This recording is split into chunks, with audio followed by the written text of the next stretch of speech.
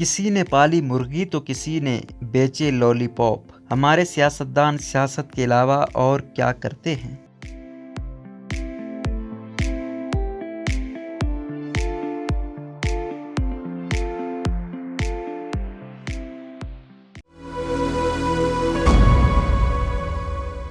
قیام پاکستان کے وقت سیاست سے مراد ایک ایسا فریضہ تھا کہ جس میں حصہ لینے والے ایک مقصد کے تحت اس میں حصہ لیتے تھے۔ عام طور پر سیاست میں حصہ لینے والے افراد معاشی طور پر اس وجہ سے پیچھے رہ جاتے تھے کیونکہ وہ وقت بھی سیاست کو دے دیتے تھے جو وقت ان کی معاش کی سرگرمیوں کا ہوتا تھا، اور پھر پاکستان بن گیا۔ قیام پاکستان کے بعد سیاست تو جاری رہی مگر اس کا مقصد تبدیل ہو گیا۔ ابتدا کے دنوں میں وہ سیاستدان تھے جنہوں نے تحریک پاکستان میں شانہ بشانہ کردار ادا کر کے پاکستان کے اصول کی سیاست کی تھی، تو اب ان کی سیاست کا رخ تعمیر پاکستان کی جانب مڑ گیا۔ یہی وجہ ہے کہ ابتدائی برسوں میں تمام تر مشکلات کے باوجود پاکستان ترقی کے سفر پر تیزی سے بڑھ رہا تھا۔ پھر سیاست کاروبار بن گئی۔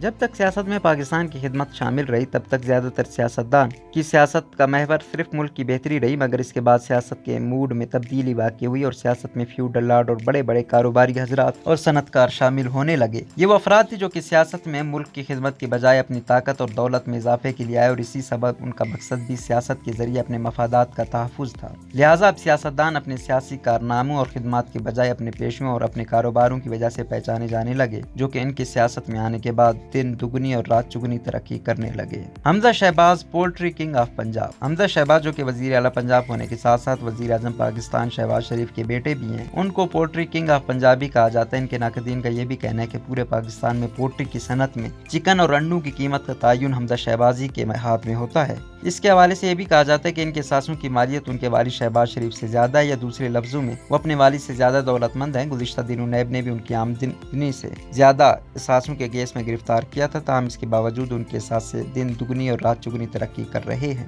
مفتاح اسماعیل کوکو مو مجھے بھی دو۔ موجودہ وزیر خزانہ مفتاح اسماعیل کا شمار بھی کراچی کے بڑے صنعت کاروں میں ہوتا ہے، اور وہ کینڈی لینڈ نامی کمپنی کے مالک ہیں جو کنفیکشنری ایٹم بنانے میں خصوصی شہرت رکھتی ہے۔ ان کی کمپنی کے حوالے سے سما ٹی وی کی ایک رپورٹ کے مطابق پاکستان کے معاشی حالات کے کمزور ہونے کے باوجود گزشتہ سال میں ریکارڈ ترقی کی گئی، جس پر صحافیوں نے ان سے جب یہ سوال کیا کہ ملک کے معاشی حالات خراب اور آپ کی کمپنی کی اچھی، کیا یہ کھلت آزاد نہیں ہے، تو ان کا اس حوالے سے کہنا تھا کہ ملک اور ان کی کمپنی دو مختلف باتیں اور ان کا آپس میں کوئی تعلق نہیں ہے۔ جہانگیر ترین اور شوگر مافیا۔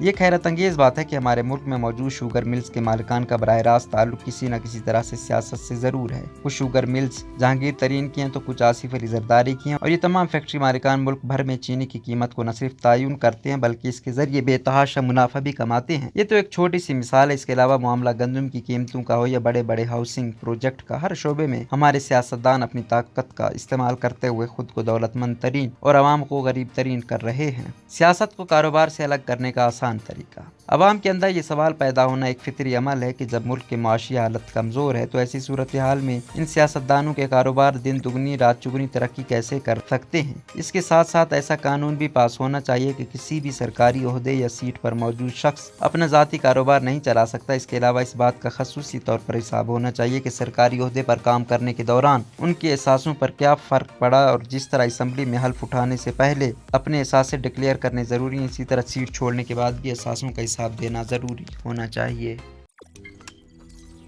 روزنامہ قدرت کی ویڈیو دیکھنے کے لیے ابھی یوٹیوب چینل پر سبسکرائب کریں اور بیل آئیکن پر بھی کلک کریں۔